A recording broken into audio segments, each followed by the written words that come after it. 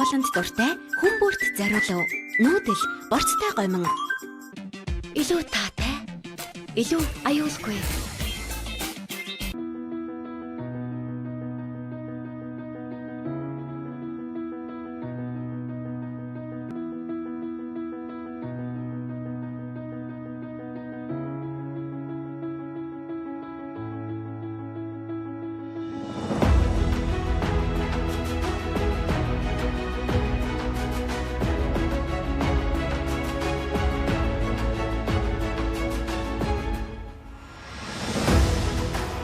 Төгс төгөлдрөөр шуйн бэлэгдэл, эрүүл бие, эрч хүчтэй байхын хамгийн том нууц бол дотоод гоо сайхан. Миний аз жаргал, гоо үзэсгэлэнгийн нууц, очирваа эмэгтэйчүүдийн эмнэлэг.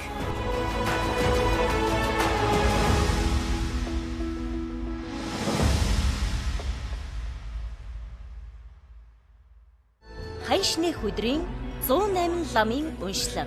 Хотол зоноорон бурхан болоочтынхоо хойтын буян заяаг базааж, бултааран буянд даган байсах ерөөлт өдөр ханшны өдөр хаврын дунд сарын шинийн 20 буюу 4 сарын 5-нд тохиож байна. Энэ өдрийн ерөөл буяныг оршиж 108 лам Монгол бүхийн өргөөнд лус савдаг дахил өргөж, сайн цагийн мянган бурхныг өрн залж, 1080 зуул өргөн майн мэгзэм хөгжөөнө. Олоолаа хийсэн буян шамшигдуу гэдэг тиймээнд бол сүтэн олон та бүхний хүрэлцэн эрхийг урьж байна. Монгол ардын уртын дуушран хайлж, уран бие биелгээ хүмүүний сэтгэлийг баясгаж, хаврын үрийг зална. Та бүхнийг хурал даган баясаж, бурхан болоочтынхоо хойтын заяанд буян үйлдгийг урьж байна. Хүрэлцэн ирсэн сүсгтэн бүхэнд айдас жаналвтай гарын бэлэг хүртээ. Ханшны өдрийн 108 ламын уншлаг 2018 оны 4-р сарын 5-ны 19 цагт Монгол бүхийн өргөнөө.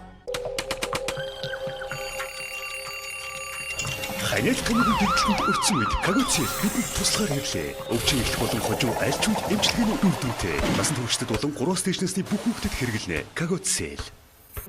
Илүү таатай. Илүү аюулгүй. Төгс бие галбар, оо сайхны нууц. Нүүдэл бүхлүүрийн оймон. Memory Plus ой тогтоолтыг сайжруулахад туслана. Монос болон бусад бүх хэмийн сангуудаар. Супер ээж байхын нууцчаар. Сайн жинс ногооны йогурт.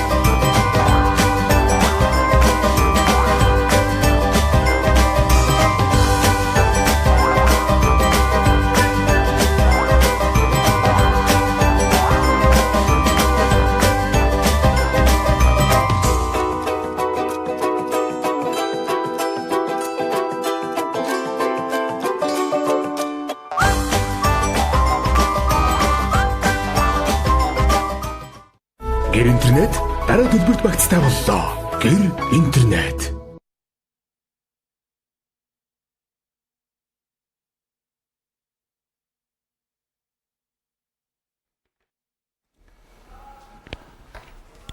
За үзэгч түмэндээ орой мэндийг хүргье. Өнөөдөр 2018 оны 3 дугаар сарын 28-ны өдрийн 5 гараг Улаанбаатар хотод оройн 18 цаг техник минут. Энэ бол ТV студийн 1-р сувг байна. Таны радио FM 103.6 дэлгэн сонсох хэлбэрт Монгол комментиг бас дамжуулж байна.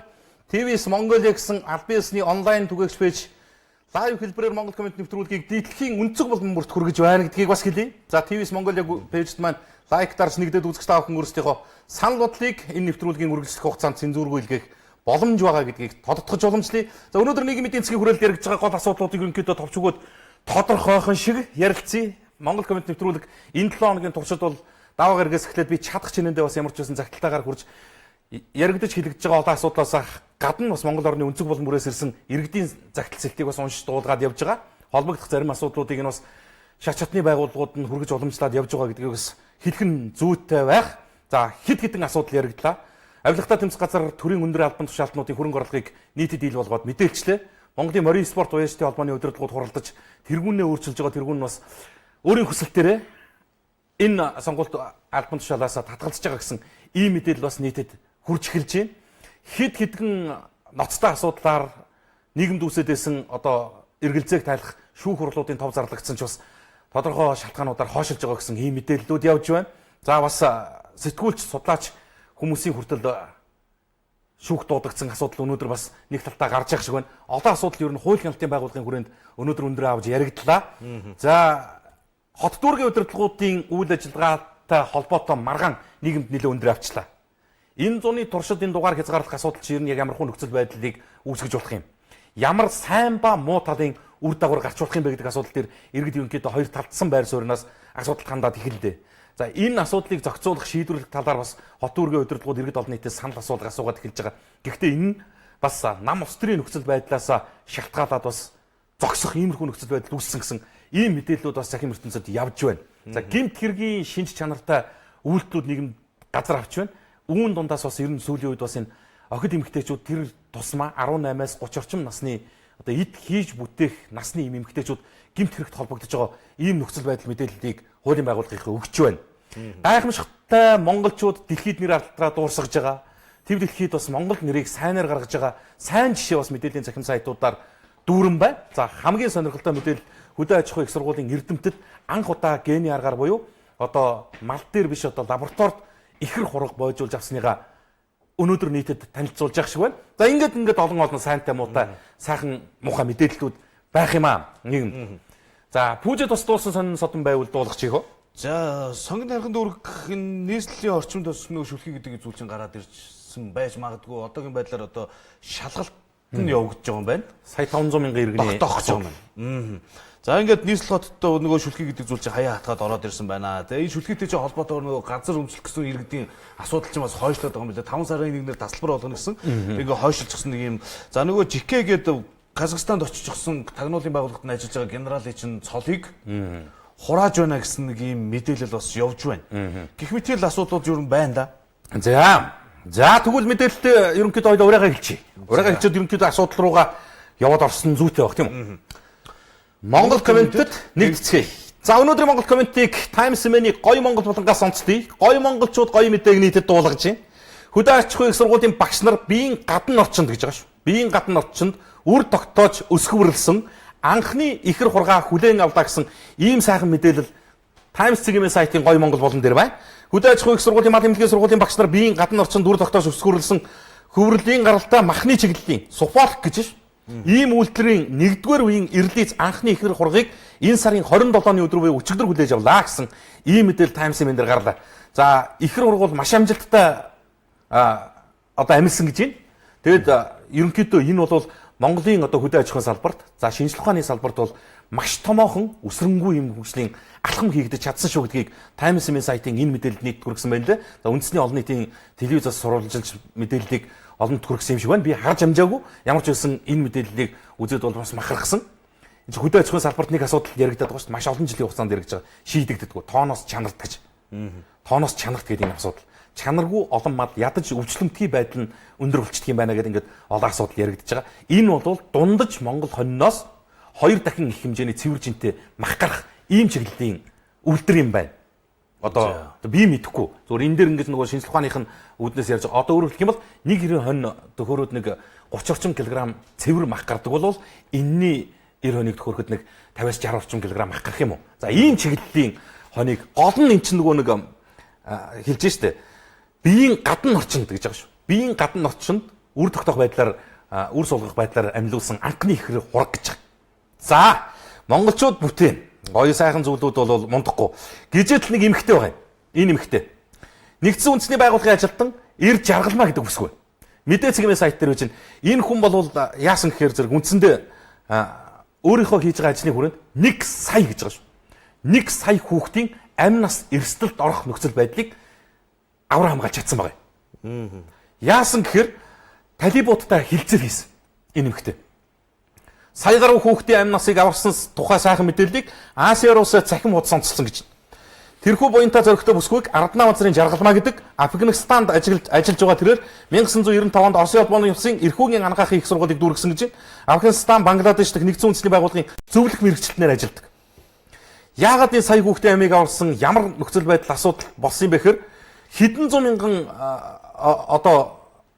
иргэдийн амь насны залт хийлж байгаа ийм асуудал дээр хүүхдийн сангийн эхчүүд хүүхдийн хоолт хичээлд хариуцсан мэрэгчлэлтнээр ажилладаг. 15 оны 4-5 дугаар сард Афганистаны хойд зүгт орших Күндүз сууринг талибууд буслан 9 сард эзэлж авсан гэж. Тэр үед Күндүзийн 250 мянган гэр бүлийн хүүхдүүдийг вакцинд хамруулах ёстой болсон гэж.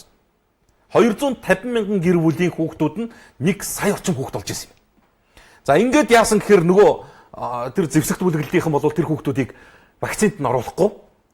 Өөрөөр хэлэх юм бол тухайн үед үүссэн нөхцөл байдал нь юу гэхээр зэрэг эцэгчүүдийнх нь гар дээр үр хүүхэд нь амиа алдахыг үзүүлнэ гэсэн ийм дарамттай нөхцөл байдал үүсчээснийг энэ хүн болвол тэр хилцээрт нь оролцож, ярилцаж, Монгол улсынхаа талаар ойлголтыг өгч нөгөө их эзэн богд Чингис хааныхаа дэлхийн талыг эзэлж байсан тэр гайхам гавьяаг ярьж, синхруулж, ингэжээс тэр сая хүүхдийн вакциныг гаргуулж өгчээсэн энэ бол өнөөдөр үндэсний биш дэлхийн хэмжээний баатар болчихсон байгаа гэсэн ийм сайхан мэдээллийг бас мэдээллийн сайт нийт түргсэн байлээ. Танд бас маш их баярлалаа гэдгийг хэлэх ёстой байх.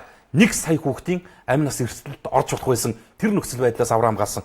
Гайхамшигтай Монгол одоо ястай игэлгүй, ингэртэй тэмдэг зүгээгүй жинхэнэ гавьяатан чинь тэр Афганистан гэдэг улсад байгаа юм байна шүү гэдэг мэдээллийг мэдээ минь хүргэсэн байсан. За энэ их гоё мэдээлэл байлаа. Улаанбаатар Бээжингийн чиглэлийн дугуй аяллыг 64 жилийн дараа сэргээж ийн гинэ. Одоогоос 64 жилийн өмнө Монголын 13 тамирчин Улаанбаатараас Бээжин, Улаанбаатар гэсэн чиглэлд нийтдээ 3000 км замыг ундаг дугуйгаар туулж исэн гэж шүү. Тэгээ бидний өвөг дээдсүүд бол ийм л гавьяатай байж л. Одоо яасан гэхээр энэ улсуудын бүгдийн нэрийг бичсэн байлаа. 12 нь бурхны орондоо одож чаавас аргагүй л энэ чинь 64 жилийн өмнө эд настал байсан улсууд байхгүй да. Ганцхан хүн байд юм байна. Одоо 90 настай болж байгаа. Тэгээ энэ 90 настай болж байгаа ахмад дугуйчныг хүлээж авч хүндэтгэл үзүүлж за бас 64 жилийн өмнө явж байсан тэр Бээжин Улаанбаатар Бээжин гэсэн чиглэлийн Улаанбаатар гэсэн чиглэлийн дугуй аяллыг сэргээж ингээд ийм гайхамшигт гавьяаг алдаршуулах ийм үйл ажиллагааг бас манай спортын холбоод байгууллагууд өнөөдөр зохион байгуулж байгаа юм байна. За энэтэй холбоотой нэг мэдээллийг бас нийтэд хүргэе. Энэ биш үү? 64 жилийн өмнө ингээд энэ ч одоо засмал замч байхгүй. Ингэж Улаанбаатар хотоос гарч исэн юм байна. Ёстой түүх юм аа.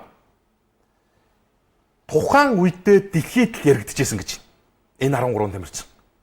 Одоо тухайн үеийн хамгийн хол зайг л одоо ундаг дугуйгаар дуулж иж. Монгол хүний л чадамж байхгүй юу?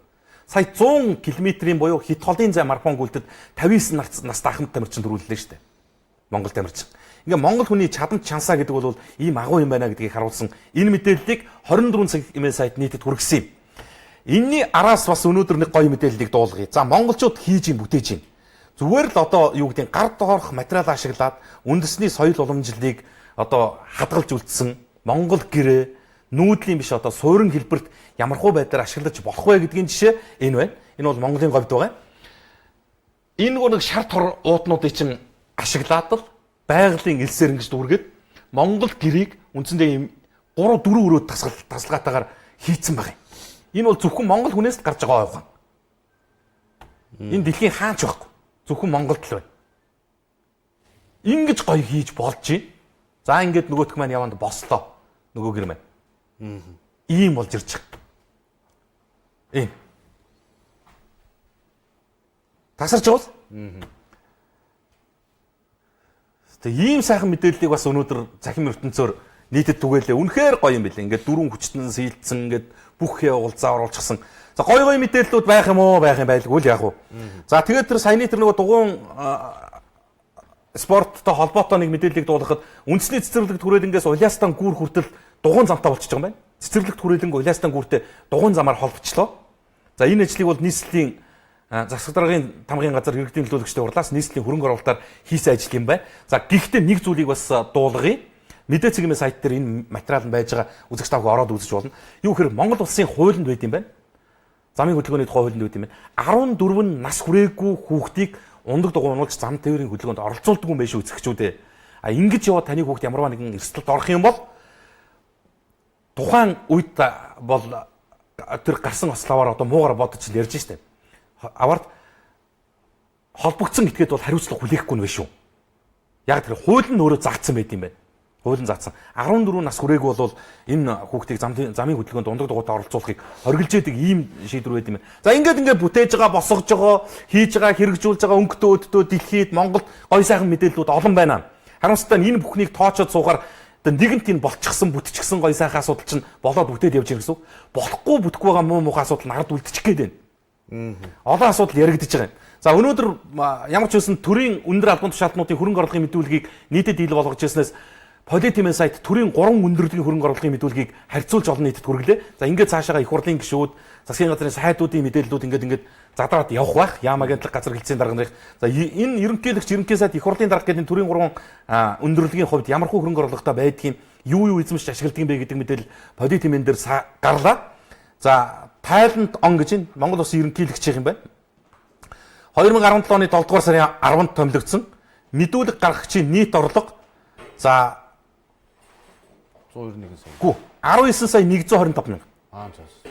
Ерөнхийлөгч маань сарда жилдээ олдог орлого нь нэг 20 сая орчим төгрөг хүрэхгүй байна гэж байна. 1000 төгрөгөөр гэж байгаа шүү. За мэдүүлэг гаргагчийн гэр бүлийн гишүүдийн нийт орлого гэсэн байлаа 24 сая төгрөг юм байна. За орон сууц 2-той гэж байна. Автомашин 1 байдаг гэж байна. Lexus 570 маркийн автомашин 1 гэж байна. За тэгээд нийт малт аж ахуй өмчлөдөг, эзэмшдэг, хувь эзэмшдэг үйлдвэр компани аж ахуй нэгжүүд за авлага өглөг гээд бүх төрлийн мэдээллүүд нь байна. Ерөнхийлөгчийн хувьд 2 машинтай, 2 байртай, 1 машинтай 19 сая төгрөгийн орлоготой, дансандаа 3 сая төгрөгийн 3 сая 500 мянган төгрөгийн хадгаламжтай гэж. За ерөнхийлөгч маань 3 сая төгрөгийн хадгаламжтай юм. Ийм. За ингээд байна л да. Эзэмшдэг хувь эзэмшдэг компани. Тэг би нэг юу гайхаад байна. Ийм олон компаниас хувь эзэмшиж. Баялагын хувь Женко Турбюро хийд гээд ингээд талах чихэр Баянгол зочд буудал Намадик зөндөө Женко Турб махын бокс их Монгол чаг энэ зөндөө хэлээ л дээ. Тэ арчлал сон ингээд зөндөө байгууллага түмэн гიშгтэн ингээд эднэрээс ийм их хувь эзэмшиж байгаа. Тэгээд 3 сая төгрөгийн хадгаламжтай байна. За одоо тийм л байлгүй гэж итгээд л явъя л. За их хурлын даргын хөрөнгө бас энэ. За ерөнхий сайдынх бас байна.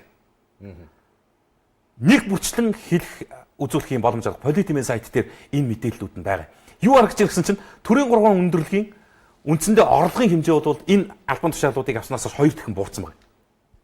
Өөрөөр хэлэх юм бол нөгөө төрийнхөө төлөө төмнийхөө төлөө чөмгөө дундартал ажиллаж байгаагийн жишээ эндээс харагдаж байна. Ерөнхийлөгчөөр сонгогдоод орлого нь 2 дахин буурлаа. Ерөнхий сайд маань ерөнхий сайд болоод олж исэн орлого нь 2 дахин буурлаа. Их хурлын дарга маань энэ албыг аваад л орлого нь 2 дахин буурлаа.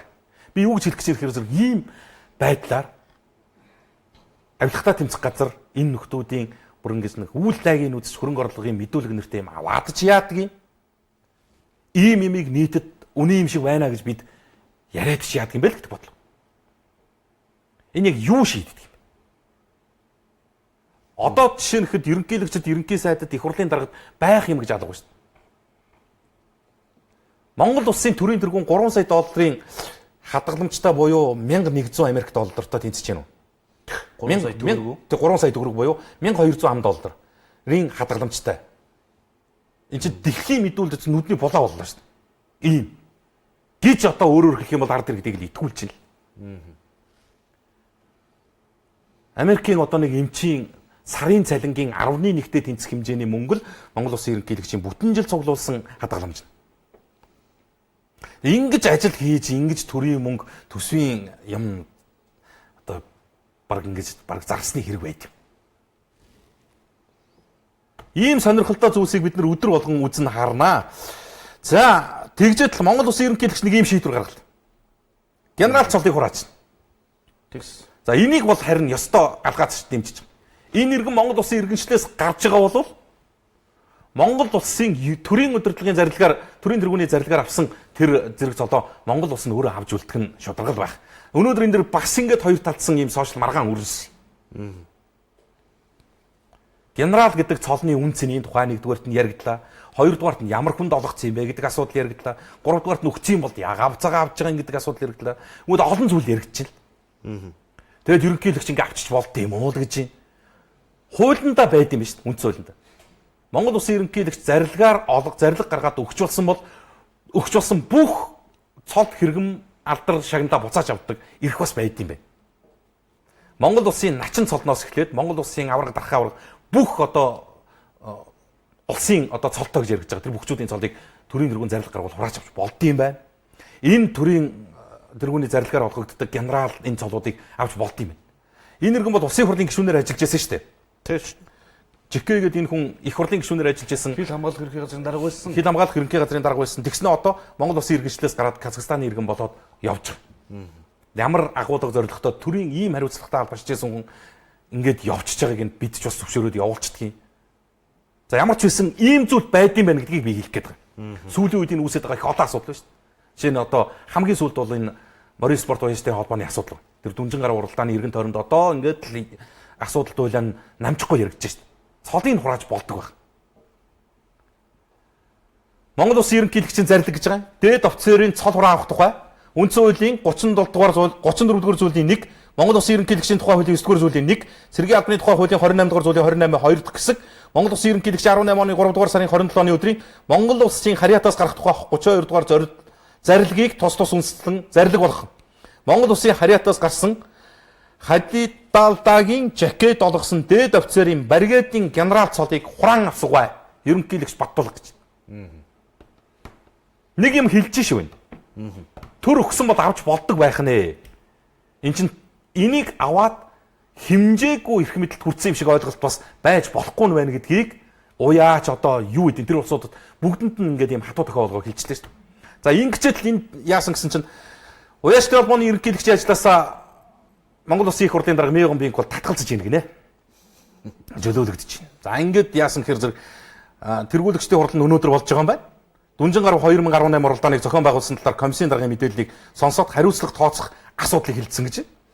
Тэгээ энэ уралдаантай холбогдох дүрм журмыг зөрчсөн зохион байгуулалт эмх зэгцтэй муу болсон гэд хурлаас дүгнэлт гараад иргэд олон нийтийн болон тэргүүлэгчдийн санал шүүмжлэлт үндэслээд дүрм журм зөрчсөн уяачны цолыг хураах дахиад гарч ирж байгаа энэ дэр. Морь уралдуулах эрхийг тодорхой хугацаагаар хасах хүртэл арга хэмжээ авах саналыг дэвшүүлж уяачдын ёс зүйг чанд сахиулах нь зүйтэй гэж үзсэн ийм шийдвэр гарч байна. За уяачдад бас хариуцлага холбоотой асуудал хөндөгдөөд ирлээ шүү дээ. За нэг нь. За хоёрдугаарт нь хуулийн хариуцлага гэдэг юм яг яах юм бэ Монголд? Хуулийн хариуцлага гэдэг юмнаас чинь давцсан ёс зүй хариуцлага гэдэг нэг ийм сонирм хэрэгж явчлаа шүү дээ. Өөрөөр хэлэх юм бол Монголд хууль хэрэгждэг салбар байхгүй болж эхэлж байна. Ийм нөхцөл байдал. Тэгээ хууль тогтоогчд нь, хууль санаачлагчд нь болохоор хуулийн хариуцлага хүлээх бүх хэлбэрийн нөхцөл байдлаас сугардаг ёс зүйн хариуцлага гэдэг ямыг хуулийн хариуцлагын дээр байдаг гэдэг юм ойлголтыг нийгэмд өгөөд хэлж байна. Одоо над дээр жишээ нь хэтэл ингэж ирсэн байж байна. Энэ асуудал. Яг энэ хүнтэй холбоотой асуудал. Ерөнхийлөгчдийн сонгуулийн сурчлагын талаар зарим санал бодол үрдэн ба сургамж гэдэг ийм судалгааны үг бичсэн. Тэгээ 100-ны мэдээ санд нийтлүүлсэн. Тэгээ судлаач доктор Баасан сүрэн хариуцагчтай ийм шүүхрал өнөөдөр Сүхбаатар дүүргийн шүүхт болгосон. Яасан мэдгүй ямар ч байсан энэ хүнийг төлөөлөх өмгөөлөгч хуульч одоо тэр хариуцагч этгээдүүд нь ирсэнгүү гэд би бол ойлгохдоо шүүхрал хойшилжээ гэдэг ийм мэдээллийг аваад байсан чинь яг одоо тэр хууль зүйн улсууд нь хэлэх л байна. Би мэдэхгүй юм тэр онлынх нь хувьд нь. Үндсэндээ баг эн чинь тийм хэрэг үүсэх хэмжээний процедур болоогүй юм байна шүү дээ. Шүүх хилцгээсээ татгалзаал буцаачж байгаа ийм нөхцөл байдал яригдж байна. Олон асуудал байна л энэтэй холбоотой. Ер нь бодмоор юм байна хаа. Дараа нь яасан хурц генерал Даваас сүрэн сайд нар хүн гүтгсэн эсхийг шүүнгээд 24 цагийн сайт дээр гараад ирсэн. Төрийн өндөр албан тушаалтнуудын гаргасан гомдлыг барагдуулах 2 шүүхрал өнөөдөр товлогдсон. Гүтгсэн гүтгүүлсэн гэх агуулгатай шүүхралын талаарх товч мэдээллийг хүргэн үндсэн хуулийн цэцгийн гишүүн сугар улсын их хурлын гишүүн эрчим хүчний сайд Даваас сүрэн гишүүн гүтгсэн. Учир нь цэцгийн гишүүний нэр төрөлд халдаж доромжилсан гэх үндсэлт. Дүгнэлтийг иргэд хийж л байгаа. Шүүгчин ямар шийдвэр гаргах нь бол бид мэдэхгүй юм. Шүүх байгуулах, шүүх эрх мэдэл гэдгийн хим хэмжээ ямар болцсон юм бэ гэдгийг их хурлын залуу гишүүд зарим нь түрүүчээсээ нийтэд нийгэмд ил болгоод ярьж л байгаа. Баримт цэлтийг дэлгэж л байгаа. Гэхдээ иргэд олон нийт гэдэг бол юмд хамгийн үнэн бодтой үнэлт дүгнэлтийг өгдөг, хамгийн шударга дүнг тавьдаг байхгүй. Үнэхээр одоо гүтгүүлэхээр хохирохоор хэмжээний нэр төр байв уу? Юу байв гэдгийг олон нийт бол дүгнэлтэд өгж л байгаа. Дараа нь Сүхбаатар дүүргийн анхан шатны шүүхэд болох байсан. Тагнуулын ерөнхий газрын даргасан генерал Хурц цензургээрээ нэвтрүүлэгт орохдоо тагнуулын ерөнхий газрын сөрөг тагнуулын газрын даргасан Хурандаа Цогтбаатрыг Германы иргэнээс Бензмаркийн автомашин 1 сая евро авсан гэж ярьсан нь мөн л гүтгэлэг гэж үзээд Цогтбаатар намайг гүтгсэн хэмээн шүүх танцагч. Энэ гомдлыг эцэслэх шүүх хурал өнөөдөр товлогдсон шүүх хурал хан уул дүүргийн шүүхэд болох юм байна гэсэн ийм мэдээлэлүүд. Одоо яаж юм гэхээр ерөөсөө энэ зөрчлөө үйл энэ байхгүй юу? Яг ийм тодорхой бүлгийн захиалгаар батлагдсан. Цэцгийн гишүүн их хурлын гишүүнээ шүүхт өгдөг. Дараа нь одоо тагнуулын газрын дарга, тагнуулын газрын нэг хилцээний дарга, тагнуулын газрын даргаар ажиллаж байсан хүнийг ингээд шүүхт. Өөрөөр хэлэх юм бол иргэд энэ дундаас ч үнэн зөв мэдээллийг олж авах цаг хугацааны хувьд амар хүндрэл үүсэж байна. Бид аль ч талд нь ярьж болохгүй ч. Одоо бүжиг тэр энийг ямар ч нөхцөл байдлаар ярьж болохгүй ч. Шүүх шатанд яваа, эцэслэн шийдэгдэг үг хэргийн талаар асуудлыг олон нийтэд хүргэсэн гэд ингээд бас буруу тавьчихж байгаа. Хилмээр зүйл зөндөө шүү дээ надад тэгтэл. Үндсөлийн цэцгийн гишүүн сугартай холбоотой Эрдэнтийн 51% холбоотой ярмаар асуудал зөндөө шүү дээ надад. Олоод авчихсан баримттай. Тэр стандарт банктай холбоотой хэрэгүүдийг ярмаар биш. Тэр хурц гэдэг хүнтэй холбоотой асуудлыг ярмаар биш. Болохгүй гэдэг. Ийм л нөхцөл байдал байх. Энэ шүүхт шилжүүлэн шүүхээр явна гэдэг чинь өөрөө их нэг тийм юмыг замхруулдаг арга. Ерөөсөө хугацаа хожиж байгаа хэлбэр болчихж байгаа юм. Тэгээ шүүх хурал нь нэг талынх нь өмгөөлөгч нь ирээгүй, нөгөө талынх нь нэхэмжлэгч нь ирээгүй. Ингээд тэргээд хойшлоод бараг жил тойрол ингээд явчихдаг. Нэг ийм дүр зурагтай юм байна. За сэтгэлдлүүдээсээ дуулах юу? За тендер нэрээр төсөө өмгийн үр жугаар цалингаа хангалттай сайн нэмэх хэрэгтэй. Тэгвэл иргэд аж ахуй нэгж орлоготой ажилтай байх нь тодорхой. тэртээ сургууль цэцэрлэг замыг хувийн хэв гэд ингээ байхгүй болсон байна. 81 дэх цэцэрлэг бооцтой тэмцээн зохиож хүүхдээс 25,000 төгрөг нэхэд байна гэсэн байна. За энэ асуудлуудаа та бүхэн бас баримтаар ирүүлээрэй. Манад ингээ загтал занаагаар ирүүлээрэй. Та нар шаардсан шахсан тийм бичиг зураг зарлал энэ төр байх юм бол тэрийг нь бас зураг хөргөөр нь явуулаарай. За ийм хөнгөлтэй юм авахд хэцүү байна. Нэг өдөр эмчилж үзүүлэн дараа өдөр нэмэн сангаас номер аван дараа өдөр нь очирлож байж авах юм а. Даван дээр хоёр эмний нэгийг нь аван заримдаа санхүүжилт дуусан гэх юм а. Эмийн сангийн үн замбраагүй байна. Сайд нь худлаа яриад хяналт тавихаа болсон хооронд өгнө гэд бүгд замбраагүй болгосон дуртай үнэ хэлдэг болж айл гэсэн байна. Хинд итгэвдээ гэдэг юм сэтгэлэрж Багнуур яасан бэ? Гэрээг нь цуцлан үздэй л гэж байна. За өмхий за ингээд Монгол манайхан сэтгэлдэгчтэй бас их соёлтой бичээрээ та бүхний сэтгэл бас олон нийтийн сувгаар шууд хүрч байгаа шүү гэдгийг бас ойлгоорой. Багнуур яасан бэ? Гэрээг нь цуслан үздэй л гэсэн байна. Батууллын улсын Баатар солыг хураамаар юм байна л гэж байна. Багнуур яасан бэ? Гэрээг нь цуслан үздэй. За ер нь турд ажиллаж байгаа хүмүүс илүү дутуу гуншинтай байж болохгүй. Им их бол дуяачтай холбооны ерөнхийлөгч чөлөөлөгдсөн зөвөө л гэж байна. Ерөнхийлөгч хүүхдүүдэд бүгдэнд нь мөнгө олгох тухай асуудлыг улсын хурд оруулсан боловч Монгол Ардын намынхан дэмжээгүй учраас олгохдохгүй байна л гэж байна. За Батулгаа мэдүүлгээ худлаа өгöd байгаа юм биш үү дээ л гэсэн байна. Багнуурын талаар мэдээлэл өгнө үү? Бид ажиллахгүй махаа идэж байхад хятад орж ирээд байх юм аа л гэсэн байна. Баярлалаа. Манай ерөнхийлөгч Путин шиг цөөхөн гэтэн бүсгүүчүүдтэй 20 хангийг татан болгож чадах болов уу? Энэ асуудлыг хөндмөр байна. Хоёроо үнэхээр өрөвдөлтөй үр хүүхдтэйгээ хамт байж чадахгүй Монгол ээж нарыг харахаар сэтгэл өвдөж байна гэсэн байна. За Монгол улс хөгж гаргалгаан салингаа 3 саяас доош хүн нэмэх хэрэгтэй. Бусдыг нь хувийн хвшил хийнэ л гэсэн байна. За манай ирсэн сэтгэлүүд ирээд байх юм аа. За бензиний үн яагаад буухгүй байгаа юм болоо л гэж үндэсний аюулгүй байдал занал хийж байгаа Багнуурын станцыг бориулахгүй шүү.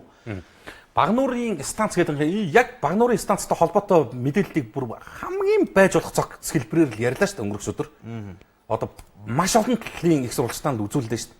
Багнуур дүүргийн засаг даргын яриаг үзүүллээ. Тэнд очиж ажилласан иргэний нийгмийн байгууллагуудын төлөөлөлд ярилцлага юм хүмийг үзүүллээ. Бас одоо төр засгийн шийдвэр гаргах төвчний улсуудын яриа хөрөөдөнд яригдсан асуудлуудыг үзүүллээ.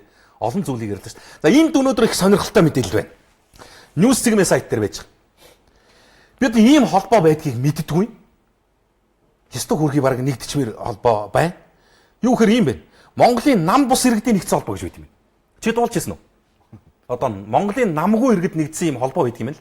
Тэгээ энэ нөхдүүд яасан гэхээр өнөөдөр улс төрийн намуудыг бүгдийг татан болгоё гэдэг ийм шаардлагыг ерөнхийлөгчд хүргүүлсэн байна. За ингээ хүргүүл. За энэ мэдээллийг ярина. За Монголын нам бус иргэдийн нэгдсэн холбооноос улс төрийн намуудын хатуу гишүүнчлэлийг татан болгох шаардлагыг ерөнхийлөгч улсын хурлын гишүүдэд хүргүүлж байгаа талаар мэдээлэл хийсэн. Хаврын чуулганаар улс төрийн тухай намын улс төрийн тухай намын хуульд өөрчлөлт оруулж намын хатуу гишүүнчлэлийг үгүйх шаардлагыг тус холбооноос тавьж байгаа бөгөөд албан тушаал хатуу гишүүнчлэлийн дор эвлэлтэн нэгдэж Монгол улсыг үгүй хийх гэж байгаа энэ байдлыг таслан зогсоохын төлөө нам бус иргэдийн холбоо 11 оноос хойш зүтгэж байгаа юм. Маш олон жил явж байгаа энэ холбоог л бид өнөөдөр олж дуулах юм. Монголын нам бус иргэдийн холбоо гэж. За тэгээд яасан гэхээр улс төрийн намуудыг татан буулгая гэдэг ийм асуудлыг санаачлаг болгоод төрийн иргэн тавилаа. За. Сонсоход гоё юм тийм үү? Энэ намуудыг татан буулгач гэж. Тэгээд яах юм гэхээр энд нэг ийм шийдэл нь тодорхойгүй нэг зүйл байна. Намуудыг татан буулгаад хатуу гишүүнчлэлийг нь болиулаад эргээд улс төрийн намуудыг бий болгоод явах юм байна да, шинчлээд ингээд намуудыг цэвэршүүлээд ингээд явах юм байна да гэж бодсон чинь угаасаа намгүй гэдэг ийм асуудал санаачлаг гараад ирж байна. Тэгээ энэ бол бас бүтэхгүй. Яг үннийг хэлэхэд Монгол улс парламентын засаглалтай. Энэ бүх одоо үе үеийн одоо 1990 оноос хойшоо энэ парламентын засаглалтаа болсноос хойшоо үе үеийн парламентын түүхэнд үндсэндээ л улс төрийн намууд шийдвэр гаргаж байгаа. Эрх мэдлийг тэндээс л хуваарлж байгаа. Тэгээ энэ нөхцөл байдлыг бол их амархан өөрчлөн гэдэг хэцүү. Зүгээр харин таалагдаад байгаа асуудал нь юу гэхээр зэрэг гишүүнчлэлгүй болгочихё гэдэг зүйл байна. Одоо маш сонин ийм нөхцөл байдал байдаг байхгүй. Жишээ нь ардчсан нам Монгол орныг тойроо явна. Бид бас ингээд найс нөхөд ойр тойрныхоо хүрээлд ингээд яриа хэлцээр хийн штэ. Тэгэхээр ингээд ардчсан намынхан Монгол хүн 2020 гээд ингээд хөтөлбөр хэрэгжүүлээд орон нутгийг тойроо яв. Сумын улаан болонд ч юм уу тийм ээ. Спортын зааланд ч юм уулзалт хийн. Тэнд хизээч ардын намын гишүүн тийш шахахгүй. Морхгүй. За ардын намынхан ингээд Монгол улсыг тойроод ингээд явнаа орон нутагт иргэдтэй уулзаа юм. Тэнд ардсан намын хүн баг үзэгдэхгүй, сүдрээч үзүүлэхгүй. Уг нь бид яриад байгаа шүү дээ. За Монгол ардын намын дэргэд дэвшилт толгойг байгуулагдсан тийм. Залуучууд 7 их хурлын нэр бүхий 7 гишүүн байгуулжээ. Гэт энд уг нь бол чивтэрийн санаа юу гэхээр зэрэг улсын хурлын гишүүн бүрд оржийг тэнд нэгтгэмээр шүү дээ. Улсын хурлын гишүүн бат замданг оруулмаар байна тийм үү? Шуудраг нийгэмд голчтой нуруутай энэ усуудыг шинэ ингээд нэг зөв зүйтэй зорилгын төлөө бол нэгтгэхэд явахд боломоор харагдаж шүү дээ. Яг офшорын асуудал ирэхэд бол ингээд ардсан намын зарим нэр бүхий юм эрүүл цэвэр гишүүд нь ардын намын одоо тэр 7 залуутай нийлээд явахд боломжийн санагдаж байгаа. Болдсон байна гэдгийг харуулсан үйлдэлүүд байна шүү дээ. Улсын хурлын гишүүн нэмд орж Бацаандаа хоёр нийлээд сая тэр асуудлыг тавихад юу муу харагдав. Тэр нь улс төрийн нам гэж чинь ямар хуу нөхцөл байдалтай юу болдгийм бэ гэдгийг саяны тэр Баян зүрх дүүрэг дээр болсон тэр намын дотоод сонгуул харуулж шүү дээ. За одоо ямар ч байсан тэр сонгуул болдгоороо болоод хуулийнхаа хүрээнд ингээд шийдвэрээ гаргаад тэр нөгөө ялс улсууд нь тодроод ингээд дуусч. Гэхдээ цаашдаа ийм нөхцөл байдлууд үүсэт явбал яах вэ гэж дүр зураг бас харагдаж байна. Хамгийн аюултай нь юу гэхээр өнөөдөр мэдээллийн цахим сайтуудыг үзэж байхад хамгийн олон сэтгэгдэл, хамгийн их олон хүмүүний дэмжлэг авч байгаа мэдээ энэ байгаа байхгүй юу? Одоо намгүй амьдрчих гээд байна шүү дээ. Хүсэл болвол тийм боломж байхгүй л байна. За 3 жилийн өмнө захимаар хоцсон газар одоо бол захилгаан очихгүй юм аа цөлөгдөж байгаа биш хин тийшээ очих вдэ хаан үйлдвэргийн 12 дугаар дарцагт гэсэн байна. За энэ суглаагаар би ч бас нэг газар очичихсан юм аа. Тэгэхээр чийсэнд нэг очиод үзэхлээр одоо Соёндын ам гэдэг 61-ийн гаруй явах. За тийшээ очиод үзэхлээр одоо тийшээ ямар ч зам харгуу тавигдгүй шом мон юу ч байхгүй. баг удаан хөдөө гэж байна. Тэр чи одоо нэг бараг л шоу болоод дууссан юм шиг байгаа юм л да. Тэгээ одоо энэ суглаагаар газар хоцсон хүмүүс чинь дахиад газар өмчлөхлөөр та газартай байна гэсэн юм гэж болохгүй. Тэгтээ болдгоо. Энэ сонирхол юм байна. Энэ чинь одоо нэг хүний энэ суглаагаар хоцсон хүмүүсийн амьдралыг нь бас гацаагаад байна шүү дээ. Өнөөдөр дахиад эхэлсэн байгаа шүү дээ. Наа цуслангийн газар захимаар бүртгэж байгаа чинь. Тийм үү? Захим газар олголт өнөөдөр дахиад эхэлсэн байгаа. Шинээр.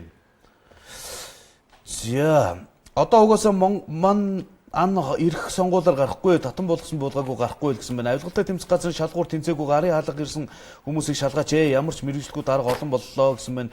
Илбэгдэрч 35 тэрбумаа өгөөч ээ. Би хаачваа гэсэн байна. Ерөнхийлөгчийн засаглалтаа болё. Намгүй ерөнхийлөгчийн засаглалтаа баймаар байна. Гадаадын банкнд гэсэн байна. Хотод шүлхий албаар гаргаж жагсаал цуглаан зохион байгуулалтыг хориглож байгаа гэсэн яриа үнэн үү л гэж байна. За төр засаг минь оюутнуудаа хитрхи хөсөр хаяад байгаа юм биш үү дээ л гэж байна. Тунгалаг тамирын ихтгэл туян угаацыг нь ахихан өгөөд гэж ярьдаг. Цалинг нь хангалттай өгвөл хинч хөдөлмөрлөж чадна гэдгийг хашир үгэн мэдтгэл байж гэсэн байна. Солонгос улс руу гэрээгээр гаргаж байгаа хүмүүсийг болох хэрэгтэй. Хэрвээ явуулвал 35-аас дээш насны хүмүүсийг гаргуул зүгээр гэж бодож байна гэсэн байна. 76 гишүүнээ олж тавьж чадаагүй байж ганц ерөнхийлөгчөө олж тавих уу? Нөгөөх нь 76-аас ч илүү зөвлөгтэй их гоё юм болж байна л гэж байна. За Хүүжи хараалын хөвгтэйгээд уншихгүй орхигдож байгаа сэтгэл дотор чинь Монгол хүний үнэн сэтгэл уур уцаар бүхэмд гашуун үнэн хамт орхигдоод байгаа биш шүү. Юу ч гэж бичсэн байсан хин хүний сэтгэлийг алхасгүй уншиж өгчөөжээ. Энэ нь бол та юу ч гэж бичиж болно. Та юу ч гэж бичиж болно. Би нэг зүйлийг хэлээд байгаа шүү дээ. Зөрчлийн тухай хууль гэдэг чинь олон нийтийн мэдээллийг хэрэгслээ. Би хэлж байгаа шүү дээ. Шүүмжлэл санал гэдэг юм байж болно. Доромжлол гүтгэлэг гэдэг юм байж болохгүй байхгүй. Хараалын үг хэллэг олон нийтийн эн чинь мууч сайнч бас нэг олон нийтийн мэдээллийг хэрэгсэл шүү дээ. Олон хүн үзэж байгаа. Таны хүүхдчгсэн харж байгаа. Нэг ширхэг шинэ хараалыг сураад авч байгаа байхгүй. Саяны сэтгэлдээс чинь. Тэгэд би одоо энэ сэтгэл дунд одоо тэр нөө ПМ-гээр ихэнсэн үг тэрийг одоо уншаад авах нь шүү дээ. Одоо саяны янзын хараал хүнийг доромжилсан одоо өмхийгээр нь дуутчихсан тийм юмнуудыг уншаад сууж явах ёс зүй надад бас байхгүй. Тийм шүү дээ. Энд чинь бид саяны иргэний хэлж байгаагаар бол чи бүгдийг зурж эсвэрээ хайрлаж явах хэрэгтэй байхгүй. Би ч одоо энд ажиллаж байгаа ажиллаа хүндэтгэх хэрэгтэй шүү дээ. Тийм шүү дээ. Үзэж байгаа үзэгчтэй бас хүндлэх хэрэгтэй байхгүй.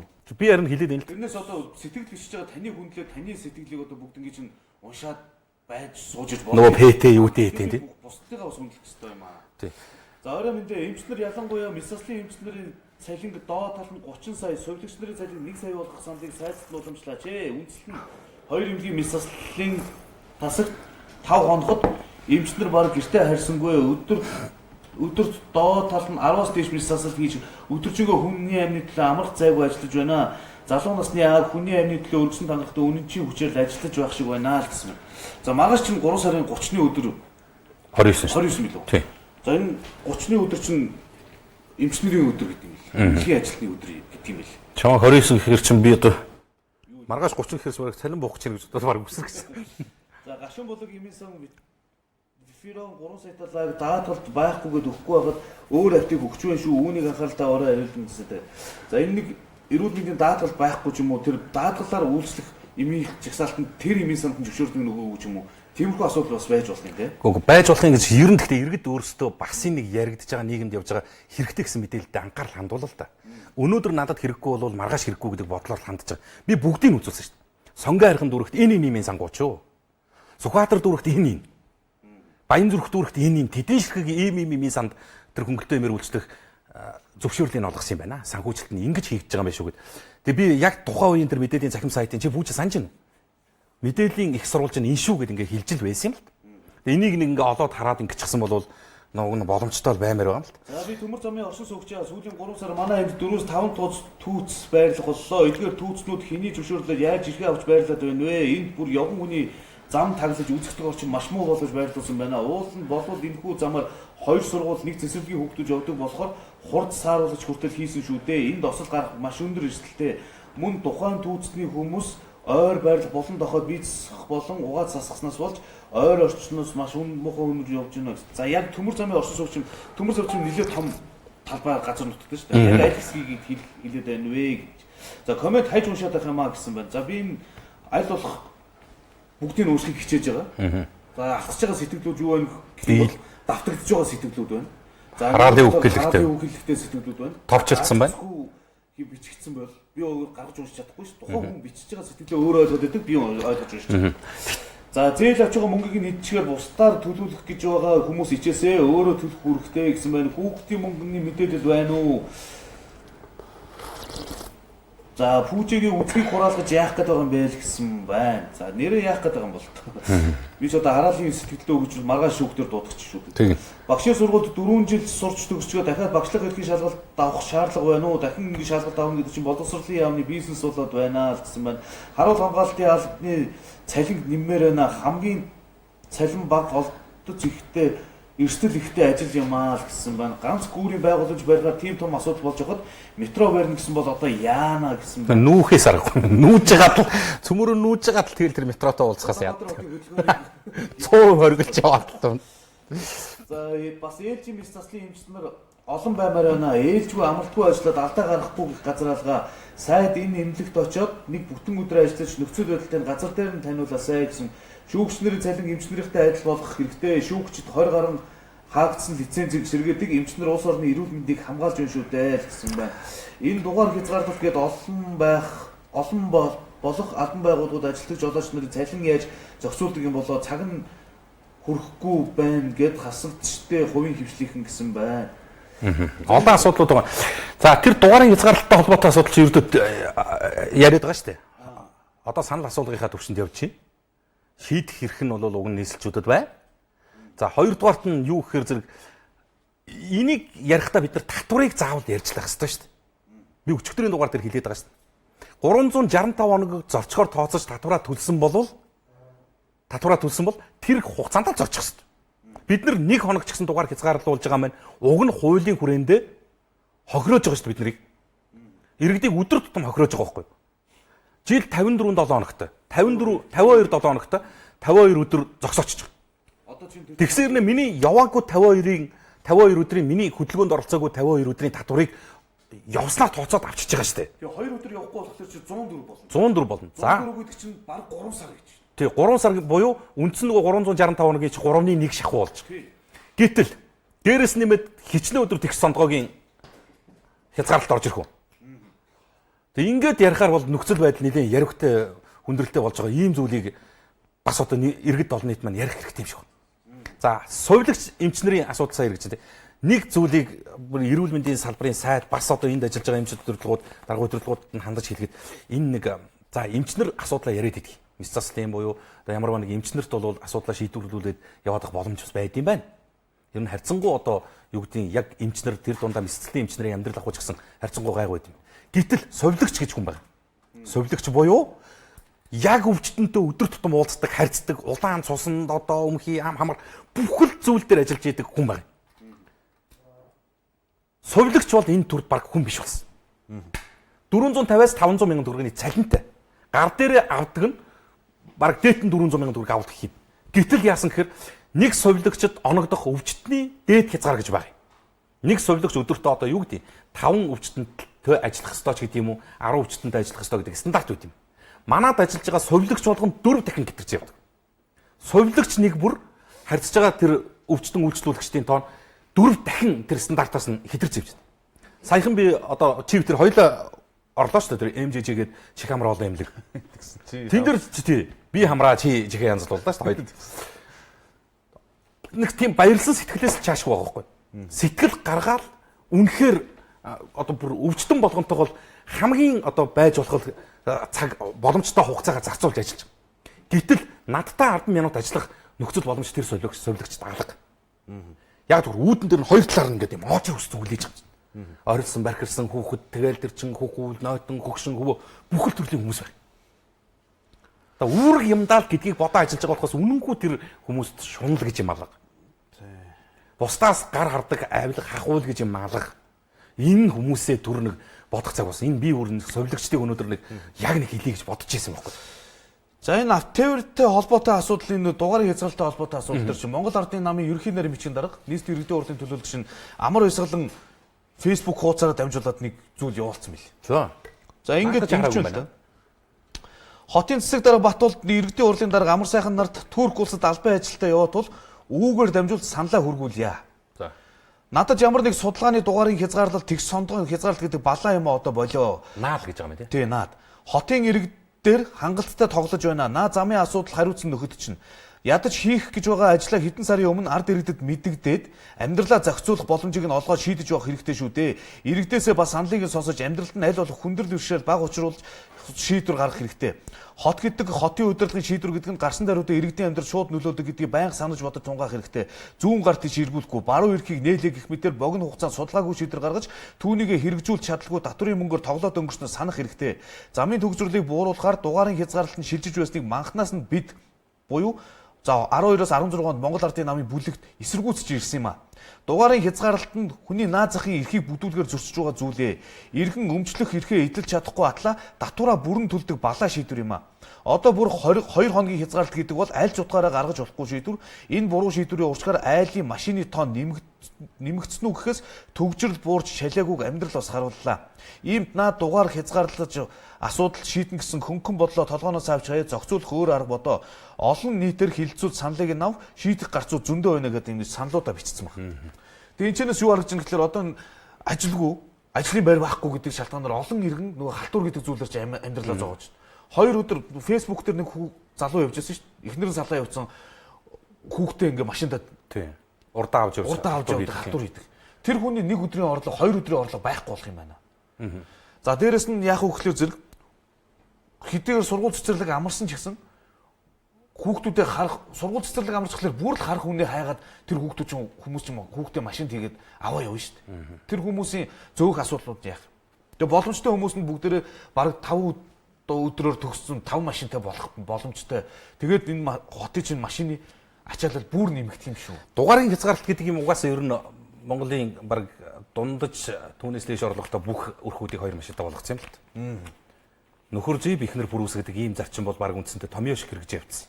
Одоо яах вэ гэхээр зэрэг тэгш өдөр явдаг, сондгоо өдөр явдаг гэдэг бас ийм нөхцөл байдал үүснэ гэж л тооцоолд оруулж ирж байна тий.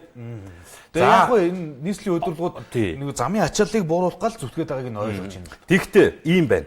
Өнөөдөр бас наадхантай ч холбоотой нэг санал гаргаж ирлээ. За би өчигдөр болвол ерөнхийдөө Улаанбаатар хот 2 тусгаарлагдсныг нийслэлчүүд бүгд мэдчих. Энэ призрийн наан цаана гэдэг. Энийг шийдвэрлэх аргачлалыг нь бид ярьж ирсэн. Маш олон удаагийн Монгол коммент нэвтрүүлгээр дэмжиж ярьж ирсэн бүжигтэр тий. За хятадын энэ компани орж ирж байгаа юм байна. Ингэж хийх гэж байгаа юм байна. Парк ингээ газраа өгөхгүй байгаа юм байна. Бүхэл тэр ажилд цаад болж исэн асуудлуудыг ярьж ирсэн. Гэтэл өнөөдөр Монгол улсын их хурлын дарга байсан хүн, Монгол улсын ерөнхийлөгчийн тамгын газрын дараагаар ажиллаж байгаа хүн ийм харьцуулт гаргаж ирээд танилцуулт. Хэрвээ ийм боломж байгаа бол бид нар дэмий л ажил хийж штэ. Энэ хардаа. Зандаа хүүгийн их болт гэдэг нь өөрийнхөө яг албан ёсны Twitter хаяг дээр бичсэн байгаа шүү. 42 сая долларын гүүрээ шахах гээд улаарад байна. Хятадын ажилчид барина, нарны гүүрийг Монголд ажилчид хөдөлгөөн хаалгүй барьсан 42 сая доллараар саяар 15 ширхэг нүхэн гарц хийх зураг төсөл нь бэлэн байна. Тэгэхээр тэр зураг төслөө бас энтэг авсаргаа үзүүлсэн байсан. 4 сая доллараар одоогийн 42 сая доллараар бүтэн зунжим буюу жил гарan Улаанбаатар хотын төв замыг хаах гэж байгаа энэ асуудлыг зүгээр ямар ч хаах хязгаарлах зүйлгүйгээр 4 сая долларын санхүүжилтээр шийдэх боломж байна. Тэгэд мөнгө хаана их байна? Тэнд төвлөрсөн авилгалын асуудал явж ирдэг шүү гэдгийг л энэ инх болторгол хэлээд байна л дээ. Чи тэр харьцуулсан зургийг харсан уу? Харин одоо би хайгаал юм л. За чи хайж гаргаад ирж байгаа. Тэр шийдэл нь бол ерөөсө баг ялгаа байхгүй. За нэг ийм тойрог байна. Нэг өндөр байшинг нэг ийм тойрсон тойрог байна. За тэр байшин бол чөлөөлөгдөхгүй гэж байгаа юм билээ. Үйл хөдлөх хөрөнгө гэдэг утгаараа. За тэгээд тэр байшингаас гадна дахиад паркинг хэсэг рүү орж байгаа нэг хэсэг байна. Энэ асуудлуудыг л шийдсэн юм билээ. Би нөгөө Twitter-ээс ингээд шууд авсан болохоор яг тэр зургийг үзүүлж болдгоо. Зүгээр чи байвал явцын дунд бас үзэгчдэд харуулчаарай. За яагаад гэдэг асуудал гарч байна. Яагаад нэгэн гүүр зам гүүрийн ажлыг ингээд цогцоор шийдэхэд 42 сая доллар зарцуулдаг юм бэ? Энэ үнэхээр 100% тэр бүтээн байгуулалтад орж чадахгүй гэдэг асуудал дээр тохирсон тайлбарыг бас гаргаж ирээ ярьж байгаа. Энэ залуучууд. Энэ одоо бидний үеийн л одоо залуугаа шүү дээ. Махмираач гэсэн одоо бид бол хавилцсан. Харьцуулаад бодё гэж. 30 сая хүнээ тижээгээд л байгаа бацаандаа гэж энийг. Байгалийн баялаг байхгүй. Хинээс ч юу ч гуйлгачилдаг. Өөрөө өнчүүрөөс 30 настай бүдүүн бацаа гэж. Их муугал хэлж л. Үнэн байхгүй юу гэхдээ. Сонин шүү. Энэ ертөнцийн бүх баялагтай 60 сая малтай хэдэн мянган шилдэг улс төрчидтэй 3 сая хүнтэй улс дэлхийн бүх улсаас гуйлгагүй гэж. Боддоо нэг оройроо нэг юм ортол хэлж байгаа. Энэ улсаас 10 дахин цөөхөн хүнтэй. 10-20 дахин илүү баялагтай. Эднийд юу 60 сая мал, юу оюу толгой, юу ч байхгүй шүү дээ. Одоо ингэ дэлхийг шитрүүлэл байж байна. Энийг одоо зүгээр сайнны жишээ гэж энэ нөхрийг ярьж байгаа юм шиг. Одоо диктатур дэглэмийг ярихгүй байна. Зүгээр юмд аливаа зүйлд бас сэтгэл чин сэтгэл гэдэг юм дутдсан байна л гэдэг хандлага харагдаж шүү дээ. Өнөөдөр бас ийм зүйл яригдл. Төрөөс төрсөн тэр бунтан гэдэг нэг хиллэг байдаг. Сүүлийн хэдэн жил бүр ингээд тэр хиллэг онл болоо явсан. Өөрөөр хэлэх юм бол төрд орол тэр бунтан болдог нь гарцаагүй батлагдаад явсан. Одоо яасан гэсэн чинь 2 дахь тэр бунтан төрдөг сувг нэгтчих. Тэрийг шүүх гэж. Шүүхээс тэр бунтнууд төрөөд байна уу гэдэг гарчигдор папрас нийтлэх гаргасан байлээ. Орж уншаараа үзэгчтэй. Энэ бас нэг орой руу орж байгаа нийтлэх. Одоо юу гэж нэхэр шүүхт орох юм бол тэр бунтан болж байна. 3 сая цалинт. Тэгсэн ирнэ хөрөнгө нь тэрбумаас давчдаг. Сарын 3 сая төгрөгийн цалинтай шүүгчнэр яаж тэрбумаас давсан орлоготой болдог. Тэгэд тэрбумаас давсан орлоготой улсуудад бид нар 3 саяын цалин өгөөд яах юм тэгвэл. Тэгээд ийм хэмжээгээр асуудалд ханддаг шүүгч хэргийг яг үнэн зөв шийдэж чадж байгаа юм. Ингээл маш олон зүйл яригдчих шээ. Тэгэхээр л сонгогдох хэрэгтэй юм л да. Шүүгч гэдэг үнийг сонгоё. Томилогдох юм бол эдгээр чинь хичнээн хангамжинд нэмэгдсэн ч дээрээс өгсөн үүрэг даалгаврыг л биелүүлэхэд зүгээр цаашгүй юм байна. Биелүүлэхдээ тэгээд авилгал аваад биелүүлчих. За нөгөө зурагчийн энэ байна л да. Ийм нүхэн гарцсан гэж хийх боломж байна гэж. За тэгэхээр энэ нүхэн гарцсан дээр янз бүрийн шүүмжлэл явж байлаа. Монгол шиг нөгөө ус зайлуулах шугамаа шийдэггүй тохиолдол одоо баг ингээд машин ингээд бүтэн угаалганд оруулаад гаргаад ирэх юм шиг юм харагдаж байна л да энэ чинь. Тэр зайны юм шийдэж болно байлгүй дээ. Харин тэр зайны юм шийдэж болох байх л гэж бодоод байна.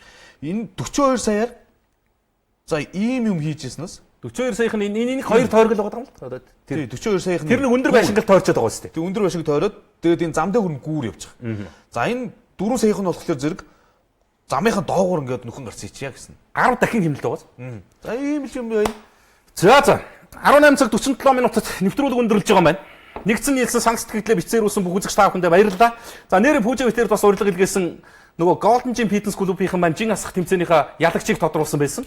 106 кг-аас бараг үндсэнтэй чинь 30 кг жин хайсан байв. Toyota Camry-гээд автомашины эзэн болсон байлээ. Өөрийгөө ялаад тэр үндсэнтэй төмөр хүлгийн эзэн болсон залуугаас энэ Golden Gym пэйж хуудсан дээр байршуулсан байлээ. Нийгэм чиглэсэн ийм гоё үйл ажиллагаагийн чинь бол бид үндсэндээ үн төлбөргүй үргэлж сурчлахад бэлэн байна шүү гэдгийг бас хэлье. За бидэнд бас эрхийн бич хэлгээсмээс удахгүй бас Пүүжэ битээр нэг машины эзэн болох юуны магад гэж шалгалуу.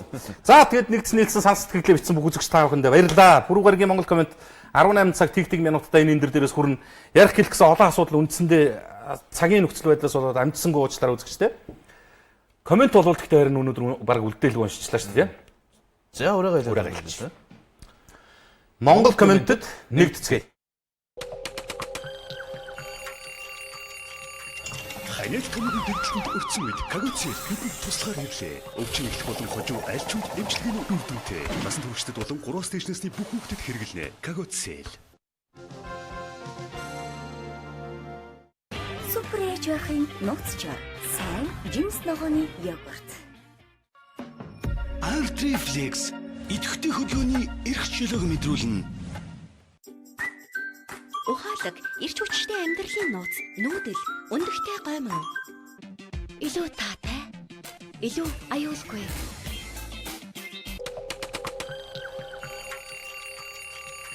Хаяг комментийн дэлгэцэнд өртсөн үед Кагуци бидэнд туслахаар ирлээ. Өвчин эхлэх болон хожуу аль ч үед эмчилгээний үр дүнтэй. Насан туршид болон 3 стэйшнэсний бүх хүүхдэд хэрэглэнэ. Кагуци.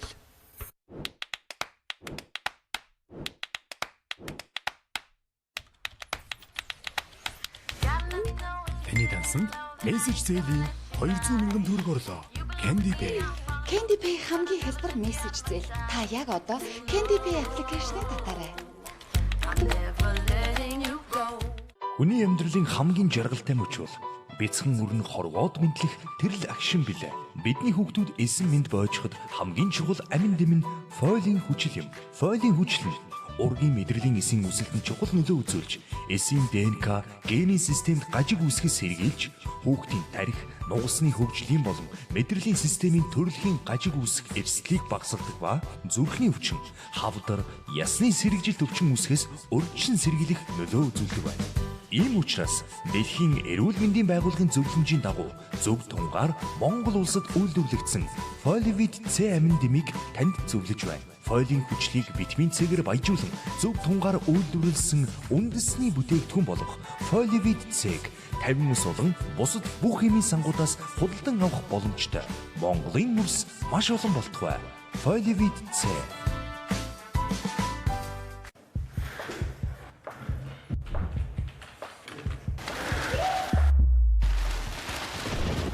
Интернетийн хурд 4 дахин нэмэгдлээ. Мобинет. Одоо машинтайгаа зогсон. Бэл машинтайгаа хойно. Одоо хоёулаа машинтайгаа харъя. Хой гэнэ үтсэн те. Хоёул одоо юм итэн те. Чи манийга даан те. Асах гэж байна те. хөдлөх гэж байна. Хөдлөлөө шүү дээ. За. Тэнистер гоё те. Зингэр гоё те. Фидэ гоё те. Давхар бисгт бүргэр. Чиний бүрээр юм уу те? Хөх, хоёр бисгэлтэй юм уу те? Оо, хацж байгаа юм уу те? Бисгэл нь өөр амттай юм уу те? Тийм ээ, тийм. Дээрээс нь бүр зүгийн бал амтдаг чинь заяа. Тийм үү те? Хоёр төрлийн амтд бяцлаг амтд шарсан дахиад зөгийн бадны соустай. Давхар бяцлаг бүргэр худалдаанд гарлаа. Давхар бяцлагтай бол? Хоёр бяцлаг нь хоёр өөр амттай бол? Зөгийн бад амт гэж юу те? Хоёр үү те? Тийм. Ингээ асуугаад байвал ямар вэ? KFC. Бидний өдөр тутмын амьдрал эрсдлээр дүүрэн байдаг. Бусдын өмнө хариуцлага хүлээх жолоочийн хариуцлагын даатгал. Өөрийн тээврийн хэрэгслээ эрсдлээс хамгаалах тээврийн хэрэгслийн даатгал. Ирээдүйд учирч болох эрсдлээ даатгах гинтийн ослын даатгал.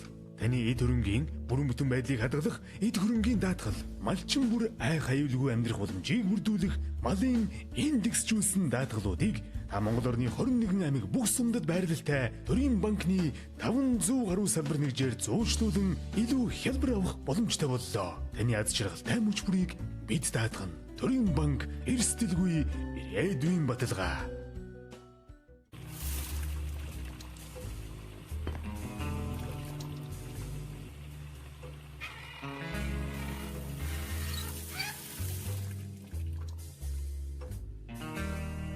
Санаа зовх зүйлүүд минь простенадыг хэрэглээд үз. Алцахгүй шүү. Олон улсын GMP шаардлагыг хангасан Чех улсын Вилмарк үйлдвэрийн байгалийн 100% гаралтай химийн найрдаг агуулаагүй төрөв бочирхайн хүрүүс томор төрөв бочирхайн томордоос үүдэлтэй шээсний ялгарлтын алдагдлыг цогцоор эмчлэх үйлчилгээтэй простенадыг Монгол ирчүүддээ зөвлөж байна.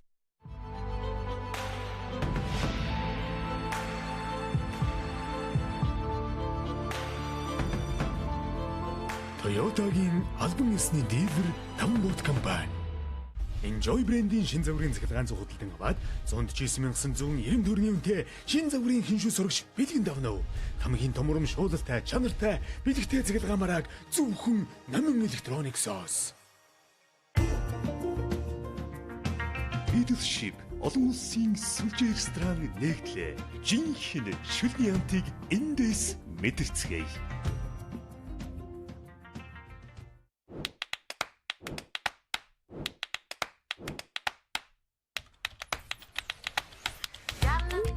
Таны дансанд мессеж зээлийн 200,000 төгрөг орлоо. Candy Pay. Candy Pay хамгийн хялбар мессеж зээл. Та яг одоо Candy Pay аппликейшнийг татаарай.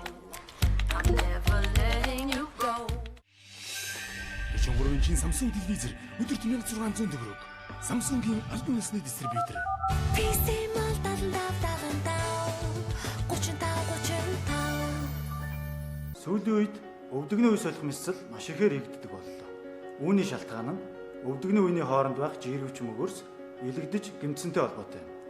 Тийм ч учраас бид өвдөгнийхөө үеийг хамгаалж 40-оос дээш наснд дэлхийн стандартыг дагаж өндөр тунтай глюкоз амин буюу артростопыг хэрэглэхийг зөвлөж байна. Артростопыг 50 ус болон бусад бүх эмийн сангуудаар худалдаалж байна. Дэлдавад Disneyland руу та BSB-ийн салбар дэлгүүрээс Dell брендийн компьютерийг эвэс 200,000 хүртэлх төгрөгийн хямдралтай үнээр аваад дэлхийн хамгийн том Шанхай Disneyland руу аялах гацтан болоорой. Зөвхөн BSB-д.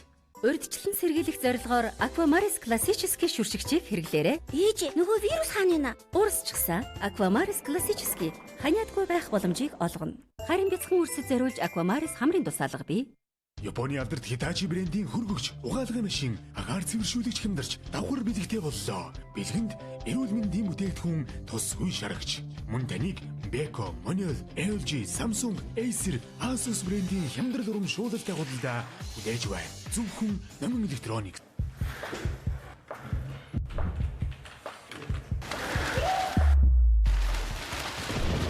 Интернетийн хурд 4 дахин нэмэгдлээ. Mobinet. Номин даатгал компани автомашины 50,000 төгрөгөөс дээш даатгалаа хийлгээд явах эд ангийн онцлогоогоо үнэгүй хийлгээрэй. Таны амар тайван амьдралын баталгаа. Ердийн шампунь хагийг ихэвчлэн өнгөц ууж арилгахаас биш. Их ус үртийн тэмцэж чаддгийг та мэдгүй. Урвалсан үйлчилгээтэй шинэ Head and Shoulders таны үсийг хагнаас 100% хүртэл ангичруулж уугүй сайхан харагдуулна. Танд Head and Shoulders-ийг зөвлөж байна. Одоо машинтайгаа зогсно. Тэр машинтайгаа хойно. Одоо хоёулаа машинтайгаа харъя. Тэр харъя. Хоёр кино үзсэн тий. Хоёул одоо юм идэн тий. Тэр манийг даан тий. Асах гэж байна тий. Хөдлөх чинь. Хөдлөлөө шүү дээ. За. Тэнистер гоё тий. Зингэр гоё тий. Фидэ гоё те. Давхар бэлсэгт бүргэр авч. Шинэ бүрээр юм уу те? Хөх хоёр бэлтгэдэг юм уу те? Оо хацж байгаа юм уу те? Бэлтгэх нь өөр амттай юм уу те? Тийм. Дээрээс нь бүр зүгийн бал амтдаг чинь заяа. Тийм үү те? Хоёр төрлийн амтд бяцлаг амтд шарсан дахиа зүгийн бадны соустай давхар бяцлаг бүргэр худалдаанд гарлаа. Давхар бэлсэгт байгаа. Хоёр бэлсэг нь хоёр өөр амттай байгаа. Зүгийн бал амтдаг чинь үү те? Хоёр үү те? Тийм. Ингээ асуугаад байвал ямар вэ? KFC. Балтийн орнууд бороо гинт асгаран ордог. Хамрын ханид хүрхэнч мөн адил гинт тохион хамрын ханиадны эсрэг Риногел спрей нь нэгэн зэрэг гурвалсан үйлдэлийг үзүүлнэ. Риногел спрей нь байгалийн гаралтай тул гэр бүлийн бүх гишүүдэд тохиромжтой. Ханиадны эсрэг Риногел спрей хамрын цацлага. Асасготынхаа тусан шидэн шампунь эргэлдэг бэлтгэн үнж байжээ. Тэрнүүдийг осохгүй үсэгээ зазуулах шидэн гинэ. Арганы тос болон шингэн торгоны уураг агуулсан Johnson's Baby-гийн намир сүс шампунь нь үсэг гэлэлтсэн тормосог болгодог. Johnson's Baby үргэлжилв.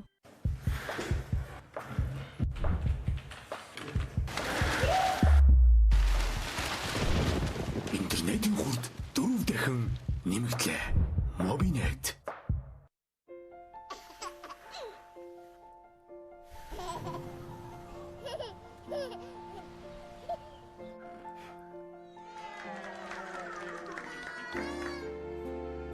Pampers живхэнд агарын чөлөөт солилцлыг үүсгэгч тусгай хоолойнууд бий.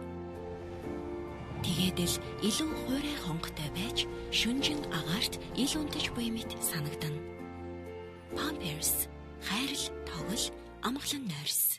Европын номер 1 Beko брендийн Neofrost Everfresh технологитой бүх цэврийн хөрөгчний онцгой хэмбэрлийн сар эхэллээ. Зөвхөн номер электроник соос.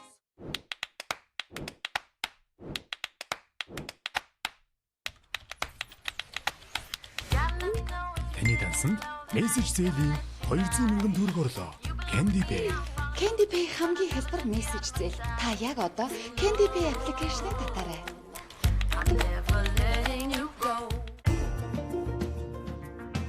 Leadership олон улсын сүлжээ ресторан нэгтлээ. Жинхэнэ шүлний амтыг эндээс мэдэрцгээе. Номин даатгал компани автомашины 50,000 төгрөгөөс дээш даатгалаа хийлгээд явах эд ангийн онцлогоогоо үнэгүй хийлгээрэй. Таны амар тайван амьдралын баталгаа. 43-ийн Samsung телевизэр өдөрт 1600 төгрөг. Samsung-ийн албан ёсны дистрибьютор. Писэмэл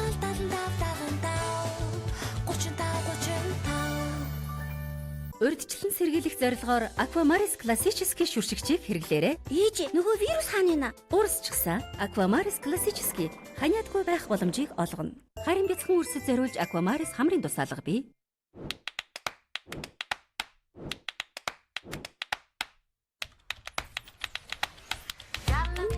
Таны дансанд мессеж зээлийн 200,000 төгрөг орлоо. Candy Pay. Candy Pay хамгийн хялбар мессеж зээл. Та яг одоо Candy Pay аппликейшнийг татаарай. Бидний өдөр тутмын амьдрал эрсдлээр дүүрэн байдаг. Бусдын өмнө хариуцлага хүлээх жолоочийн хариуцлагын даатгал. Өөрийн тээврийн хэрэгслээ эрсдлээс хамгаалах тээврийн хэрэгслийн даатгал. Ирээдүйд учирч болох эрсдлээ даатгах гинтийн ослын даатгал. Таны эд хөрөнгийн бүрэн бүтэн байдлыг хадгалах эд хөрөнгийн даатгал. Малчин бүр ай хаюулгүй амьдрах боломжийг бүрдүүлэх малын индексжүүлсэн даатгалуудыг Монгол орны 21 аймаг бүх сумдад байрлалтай Төрийн банкны 500 гаруй салбар нэгжээр зөөчлүүлэн илүү хялбар авах боломжтой боллоо. Таны аз жаргалтай мөч бүрийг бид даатгана. Төрийн банк эрсдэлгүй ирээдүйн баталгаа.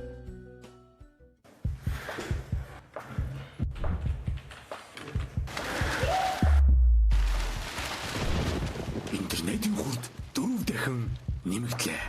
Mobinet. Макарон гэрүүлд тохиолдсон юм. Би аяг тавга угаачихъя. Ой. Би лав чиний оронд байсан бол энэ туслыг үлдээхгүй хэрэглэн дээ. Ээжээ, ийм жоохон штэ. Тийм л дээ. Гэхдээ ямар их хүчтэй гэж. Цоошин хөөсний хүч бэрийг танилцуулж байна. Илүү өдгөн болсон учраас 2 дахин олон сав суулгыг угаана. Жижигхэн ч гэсэн жигтэйхэн хүчтэй. Нэг ч юм шиг шинэ фэри 2 дахин олон цэвэрхэн сав суулга. Та маш богино хугацаанд хүссэн цэглэгаан бараагаа зээлээр худалдан авах боломжтой боллоо. Хэрэглээний зээлийг хаанаас? Хаанаас. Хэрэгцээ цэглэгаан барааг хаанаас? Намын Electronics Source. Та бараагаа сонго бид сүрли. Намын Electronics. Илүү таатай. Илүү аюулгүй. Кальцаар баялаг, ядаргааг хашраагч, нүүдэл, ясны шүлтэй гомон. Memory Plus ой тогтолтыг сайжруулахад туслана. Монос болон бусад бүх хэмийн сангуудаар. Супер ээж байхын нууцчаар сайн жимс ногооны йогурт. Хамтдаа хөтөлбөрийн хүрээнд хүүхдийн угаалаг цагаа 100% хүртэлх хөнгөлөлтөөр үнээр аваарай.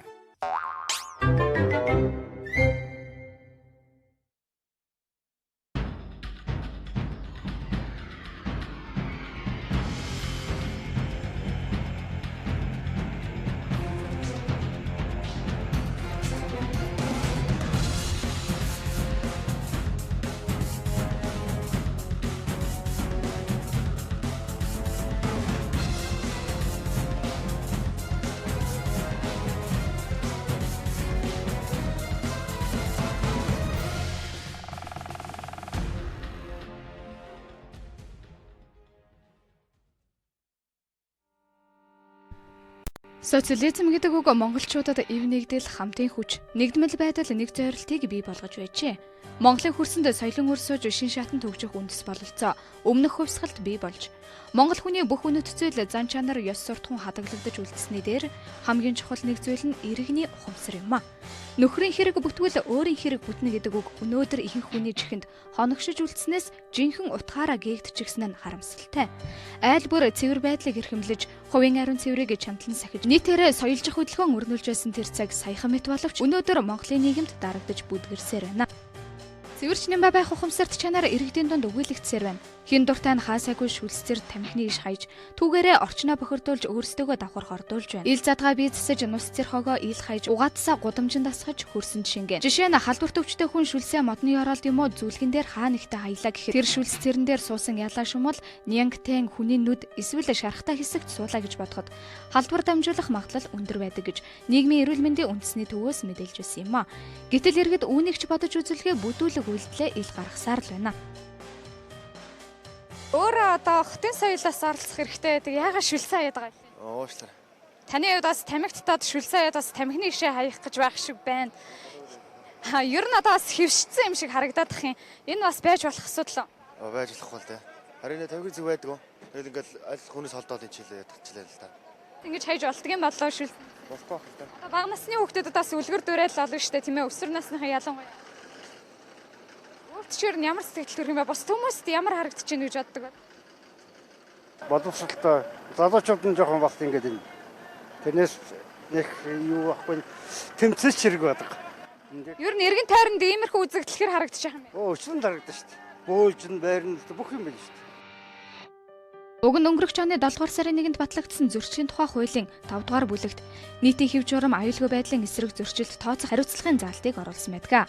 Тус хуулийн 5-1-т олон нийтийн газар, авто зам, орон сууцны орчны газар, гудамж талбайд бие зассан, эсвэл нус цэр тамхины иш хог хаясан бол иргэнийг 11 жээр буюу 10,000 төгрөгөөр торгох заалтыг оруулжээ. Гэвч энэ нь боддоор амьдралд хэрэгждэггүй цаасан дээрээ шаарлаж үлдсэн хууль юм а.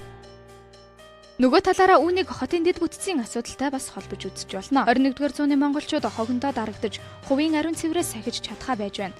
Дээр нь улсын нийслэл Улаанбаатар хот гэр хорооллын дахин төлөвлөлтөө эрчимтэй хийж чадалгүй явсаар өнөөдрийг хүргэлээ.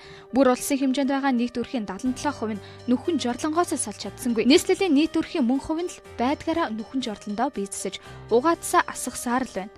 Энэ нь хотын хөгжлийн эмгэнэлт дүр зураг юм а. Учир нь үүнээс болж газар нутгийн 80% нь нингийн бохирдолтой болсон. Гэтэл бидний идэж ууж байгаа хоол хүнсний 70% нь хөрсөн дургадаг. Цаашид хүний эрүүл мэнд амьдарч байгаа орчин, идэж байгаа хоол хүнснээс хохирч болох ноцтой баримтууд билээхэн бидний амьдрал донд боддоор байсаар байна. За үзэгчтэй бид Чингэлтэй дүүргийн 8 дугаар хорооны нутаг дэвсгэрт хүрэлцээрсэн байна. За хотын төвөөс холгүй Аз зэрэглэлийн бүсэд оршиж байгаа энд бол гэр хорооллын олон айл өрхүүд нүхэн жорлонтой бол байгаа юм а. За өөрөөр хэлбэл бохирын шугам сүлжээнд холбогдоогүй гэр хорооллын айл өрхүүд өдийг хүртэл амьдарч байна. Энэ бол Монгол улсын 21-р зууны хамгийн том бас эмгэнэлтэй зүйл болж хувирж байгаа юм а. Өөрөөр хэлбэл хаврын үлрэлт газар хэсгээрээр хөрсний бохирдлоос шалтгаалж байгаа хамгийн гол хүчин зүйл нь гэр хорооллын айл өрхүүдийн задгаа 0 болж хувирсан. За жишээлбэл одоо айл өрх болгон дундаа 1-0-тай нэг хашаанд 2-3 үрх амьдарч байгаа гэж тооцоход за 10 жилийн дотор бол 2-3-0 болол дүүрсэн нүхийг эргүүлж болсон иймэрхүү байдалтай дүр зургийг бол харж болно. За түүнээс гадна бол за эдгээр айл өрхүүдийн за орчны ахуйн бохирдол бол дээд хэмжээнд тулсан нийслэлийн хэмжээнд гэхэд нийт хүрсний 80 орчим хувь нь бол нянгийн бохирдолтой байна гэсэн судалгааг нийгмийн эрүүл мэндийн газраас гаргаж байсан юм а. Одоо хотын хог хаягдлын асуудлыг өргөн хүрээнд авч үзье. Нийслэлчүүд өдөрт дунджаар 4,000 тонн хог гаргадаг бол тэдгээр нь үндсэн 3 хэсэгт хуваагдсан. Цагаан даваа, морингийн даваа, нарангийн ингэрийн хогийн төвлөрсөн цэгүүдэд хаягддаг. Өдөрт гаргаж байгаа хог хаягдлын 100,000 тонн нь цагаан даваагийн хогийн цэг очдог. Гэсэн хэрнээ нийслэл хогондоо дарагцаар байгааг юу гэж ойлгох вэ? Хог цэвэрлэгийн ажлууд одоо хавраас эхлээд нэлээд эрчимжтэй. Ерөнхий менежерийн тушаалаар нийслэлийн дэвсгэрт бүх нийтийн цэвэрлэгээ хийгдэх хуваар батлагдсан байгаа. За хамгийн ихний цэвэрлэгээ сая цагаан сарын өмнө хийгдсэн. За одоо хаврын бүх нийтийн цэвэрлэгээ 4-р сарын 14-ний өдөр зохион байгуулахаар төлөвлөсөн байна. За нийслэлийн нутаг дэвсгэрт үүссэн хур хог болон үүсмэл хогийн цэгийн цэвэрлэгээний ажлууд мөн одоо энэ 4-5 дугаар саруудад болцоо хийгдэнэ.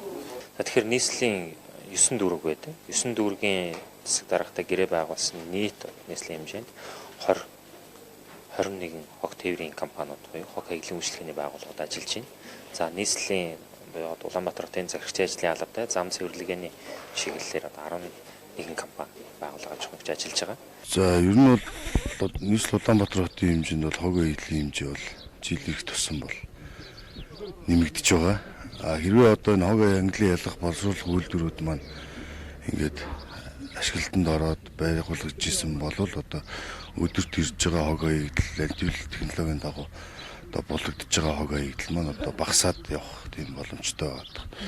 Ер нь бол цаашдаа бол энэ хог боловсруулах англи ялах үйлдвэрүүдийг бол одоо барьж байгуулах одоо хэрэгтэй байгаа шүү. Энэ дөрөнд одоо шаардлагатай байна. Тэгэхээр энэ цуглуул тээвэрлэгийн үйл ажиллагаанд зарцуулагддаг төсөв нь бол айл өрх аж ахуйн нэгж байгууллагын бидний өөрсдийн хог хаягдлын үйлчлэгээний хөрөмжийн төв орлогоос л бүрддэг.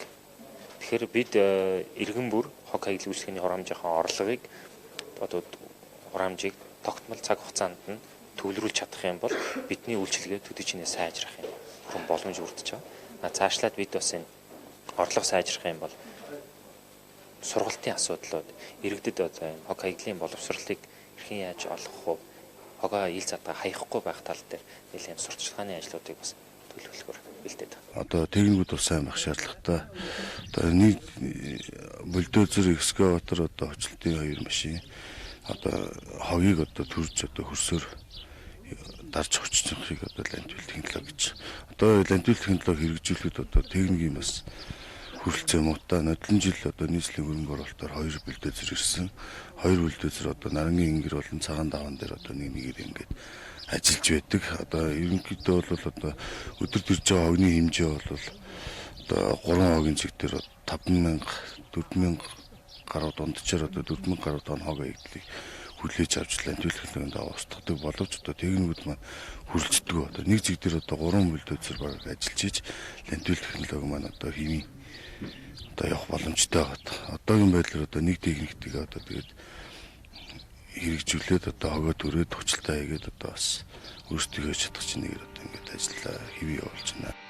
Гэр хороодлын өрхүүд сард хог ажилтанд 2,500 төгрөг төлдөг бол орон сууцны айлууд 2,000 төгрөг тогтмол төлдөг байх нэ. Ингээд төрхийн нэг жилд цугларсан мөнгө нь 12-аас 13 тэрбум төгрөг болдог бол тэдгээрийг 21 тогтчлт үйлчилгээний компаниудад төвлөрүүлдэг гэж байгаа юм а. Тэдгээр компаниуд 260 орчим хог ажилт тээврийн автомашинаар гэр хороололд сардаа 2 удаа, орон сууцны хороололд 7 хоног тутамд заримдаа өдөр болгон хог ажилт хийдэг гэж байгаа юм а. Гэтэл өнөөдөр хотын Аз зэрэглэлийн бүсэд байрлах орон сууцны болон гэр хорооллын айлуудын дунд хур хог хизээч юм цэвэрлэгдээгүй утсан бохир хог хаягдал илжирч муудсан хүнсний бүтээгдэхүүний хаягдал хаасайгүй ил задгаа буух эзэн буцах хаяггүй байсаар байгаа юм а. Жишээ болгож бид Сүхбаатар дүүргийн 7 дугаар хорооны нутаг дэвсгэрт сурвалжлагаа бэлтгэсэн юм а. Үзэгчдээ бид Сүхбаатар дүүргийн 7 дугаар хороо буюу 11 дугаар хороол гэж иргэдийнх нь хэлж байгаагаар Иргэд бүхний сайн мэдж байгаагаар Хангаа хотгоны хэсэгт бол хүрэлцэн ирсэн байна. За яг энэ барилга бол Хангаа хотгоны 144-р барилга байгаа.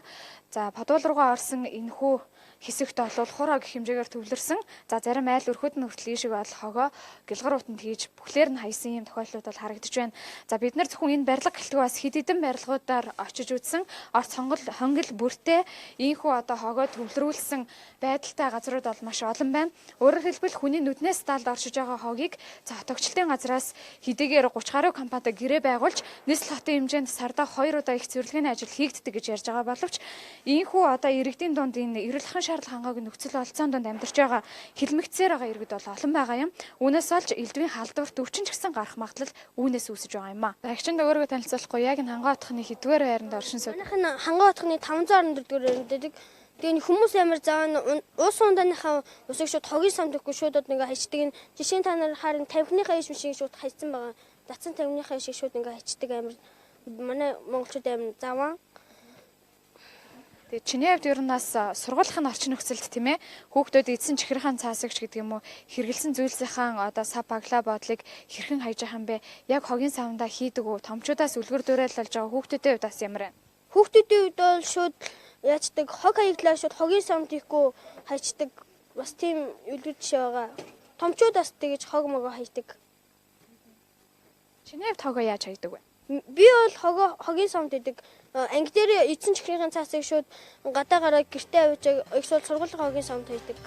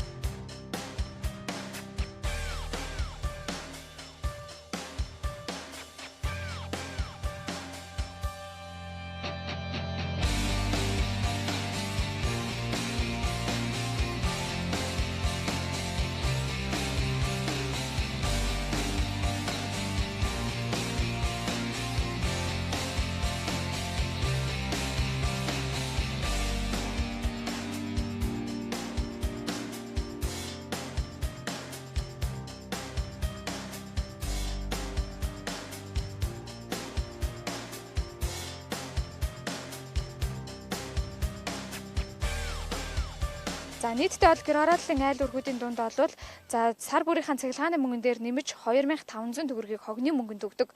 За орон сууцны айлуудын хувьд ч гэсэн бас мөнгө төлдөг. Гэхдээ өнөөдөр нийслэлийн хот тогтчлын газар сэлж байгаачлан нийт айл өрхийн 60 орчим хувь нь л энэхүү хогны мөнгийг сар болгон төлдөг. Үлдсэн 40% нь бол хогны мөнгөө төлдөггүй гэсэн мэдээлэл өгч байгаа.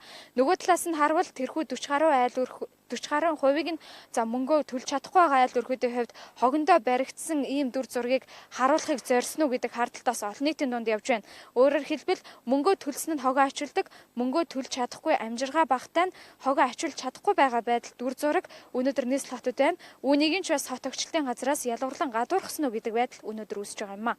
Одоо энэ орчин нөхцөл ийм бохир байгаа цагт одоо энэ хаварчин энэ тоосчлт ихтэй агаар одоо бохирдод тэгээ бага насны хүүхд ялангуяа одоо тэр гидсний өвчнөр өвдөх. За тэгээд бас ханы том хүрэх ер нь одоо бүхэл одоо өвчин дэгдэх одоо үнд суур болно шүү дээ гэж боддог шүү дээ. Тэгээ эндээс одоо ер нь сөөх тэгэл энэ одоо энэ дүүрэг хорооны одоо энэ ариун цэврийн байцаагч юм уу одоо энэ нөгөө юу н хэсгийн ахлагч энэ тэр одоо ирж шаардлага тавьж энэ хооронд одоо цэвэрлэл барь гэж хэлэхчгүй энэ тэгээд орон сууцныхан бол тэгэл тэр жижиг одоо квадраттай л одоо тэгэл байж ах юм биш үү. Энэ зөвхөн наад захын жишээ. Сүхбаатар дүүргийн 7 дугаар хороо гэр хороолол орон сууцны хосолмол байршлын бүс юм. Хаа сайгүй үнс нуран барилгын хог хаягдал ахын бохирдлоор дүүрчихсэн байна. Товчхондоо бол хогон дунд амьдрал өрнөсөөр л байна. Энэ хэрээр оршин суугчдын эрүүл мэнд ноцтойгоор хохирч байгааг хэлэх хүмүүс олон. Зөвхөн хог хаягдлаас үүдэлтэй хөрсний бохирдлаас болж жилд 120 мянган хүүхэд 1300 орчим насанд хүрэгчид хорвоог орхисоор байна. Ерөнхийдөө яг олон улсын практикт бол ер нь бохирдуулагч нь өөрөө төлдөг юм зарчим ба. Хин хамгийн их хог үүсгэн тэгвэл тэр хамгийн их мөнгө төлнө. Би хэрвээ хог бага үүсгвэл би бага л мөнгө төлдөг. Энэ зарчим одоо дэлхийд үйлчилж байгаа. Байгаль орчноо бодсон. Би өөрөө эрүүл амьдрмаар байгаа байхгүй тийм. Тэгэхээр энэ зарчимаа бодоод тийм зарчим үйлчилж. Төсвөөс ингээд хог хаягдал цуглуулах төвлөлт зардал дээр бага хэмжээний нэмрүүдийг өгдөг л дөө. Төсвөөс. Тэгтээ тэр нь дүүргүүдийн төсвүүдээр ингээд суугаал явж байгаа. Тэр нь саяны айл өрх аж ахуйн нэгжээс орж ирсэн хог хаягдлын үйлчлэгийн жоо орлоготой нийлээд цуглуулт төвлөрөх үйл ажиллагаандаа л явж байгаа. Тэгэхээр энэний цаана хамгийн гол нь одоо аль болох л ер нь бол энэ зардлыг бууруулах боломжууд бол байгаа. Тэгэхээр бууруулах боломж нь нөгөө английн ялгалтын асуудлууд л. Хэрвээ та аж ахуйн нэгж гэж бодъё те. Дахин босруулах боломжгүй бохир хог хаягдлаа нэг саунд хийгээд урд нь одоо бүгдийг холиод байхад 10 тонн хог та сард хоримтлуулдаг байсан бол та дахин босруулах боломжтойгоор нь англиад харах юм бол тухайн сар 5 тонн хог. Тэгвэл та 5 тонн хог ачуулвал та 10 тонн хог ачуулж та арай их мөнгө төлдөг гэсэн бол 5 тонн хог ачуулаад арай бага мөнгө төлөх юм боломж байна те. Нөгөө дахин босруулах боломжтой ангилсан хог хаяглаа нөгөө үйлдвэрүүд рүү нийлүүлэх тэрийг мөнгө болгох ийм бүрэн боломж байна шүү дээ те. Тэгэхээр дор бүрний хог хаягдлыг багасгая, дор бүрний хог хаягдлыг их үсэр дээр англих юм нөхцөл байдал үүсэх юм бол заавал энийг төсвөөс ингээл байнга мөнгөөр бусад татвар